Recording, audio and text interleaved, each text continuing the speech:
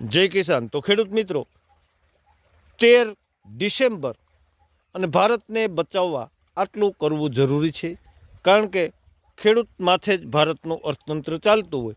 તો અત્યારે શું બની રહ્યું છે? તો કે વારંવાર કમોસમી વરસાદથી ખેડૂતનું મોટું નુકસાન જઈ રહ્યું છે ને જો ખેડૂતો દેવાદાર બની ગયા છે, કારણ કે ઘણી બધી નીતિઓ ખેડૂત વિરોધી લગાડવામાં આવી છે ને ભારતનું અર્થતંત્ર ખેડૂતો ભાંગે તો ભાંગે અને ભૂકા થઈ ગયું છે.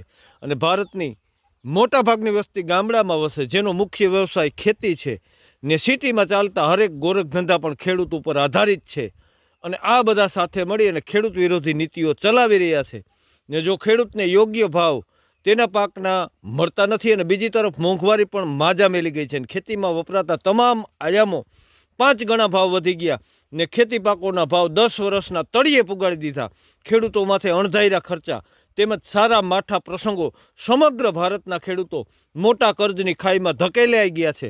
આથી કેન્દ્ર સરકાર જો ખેડૂતના દેવા માફ કરે તો જ ભારતનો ખેડૂત ઊભો થઈ શકે ને ખેડૂતો દેવા માફીની માગણી કરે તો તે કોઈ ભીખ નથી પણ તેમનો હક છે ને ખેડૂતોનો પાક ઉપર જ્યારે ખેતરમાં તૈયાર થાય ત્યારે જ વિદેશથી આયાત કરી ઢગલાબંધ માર્કેટમાં નાખવામાં આવે, આ પણ નીતિમાં ફેર કરવામાં આવે, તેમજ MSPની ગેરંટી આપવામાં આવે, એવો કાયદો બનાવવામાં આવે તો જ ભારતનો વિકાસ થશે અને ખેડૂતનો વિકાસ થશે.